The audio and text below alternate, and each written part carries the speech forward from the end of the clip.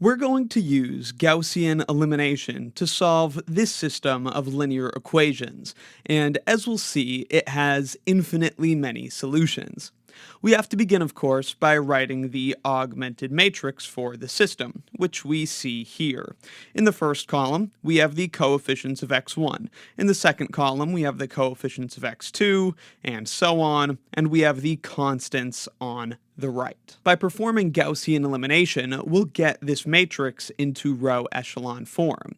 Now, the first entry in row 1, we want to be positive 1, and thankfully it already is. So next, we have to introduce zeros below this leading 1. So we need this to be a 0, and we need this to be a 0.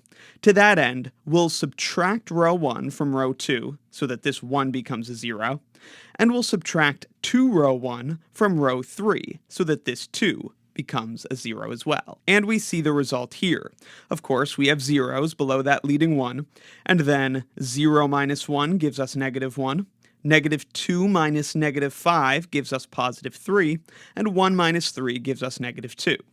In row 3, we have that 2 minus 2 times 1, which gives us 0. Negative 1 minus 2 times 1 gives us negative 3. Negative 1 minus 2 times negative 5 is negative 1 plus 10, so positive 9. And 0 minus 2 times 3 gives us negative 6. All right, now we want the leading entry in row 2 to be positive 1. Right now it's negative 1, so we'll just multiply row 2 by negative 1, negating all the entries, and so this leading entry will become positive 1. That gets us here. Now we have this leading 1, and we want this entry below it to be a 0. So we'll add 3 copies of row 2 to row 3, so that this negative 3 becomes a 0. That gets us here, and in fact, the matrix is now in row echelon form.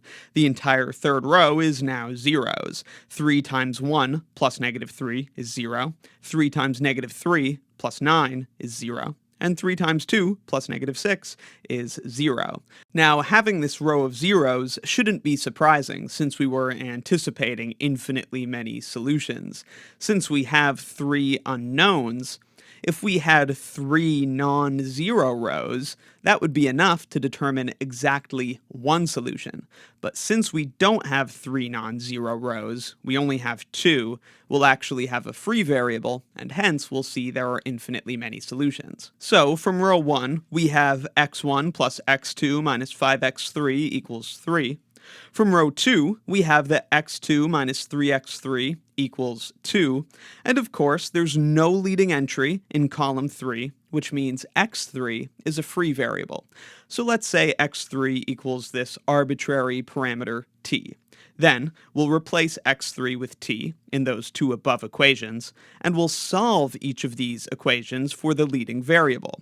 So we'll solve this equation for x1, and we'll solve this equation for x2. Now, from this equation, we can add 3x3 to both sides, but x3 is t, so that's just adding 3t to both sides.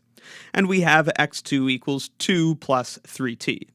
Then we can plug that into this first equation and move everything to the right side to get x1 by itself. Subtracting x2 from both sides is the same as subtracting 2 plus 3t from both sides, which is why we see minus 2 plus 3t. And then adding 5x3 to both sides is the same as adding 5t to both sides, so we see plus 5t. Now, this is 3, because there was a 3 over there. 3 plus 5t minus 2 plus 3t. Just simplifying this, we end up with 1 plus 2t, and that's what x1 equals. And so we have these parametric equations describing the complete solution set to this system. x1 equals 1 plus 2t, x2 equals 2 plus 3t, and x3, the free variable, equals t, is a solution of the system for all real numbers t. Hence, of course, there are infinitely many solutions to this system. That's how to use Gaussian elimination to solve a system with infinitely many solutions. I'll leave links in the description to other videos going over Gaussian elimination and more examples of using it. Let me know in the comments if you have any questions, and be sure to check out my linear algebra course and linear algebra exercises playlists in the description as well for more.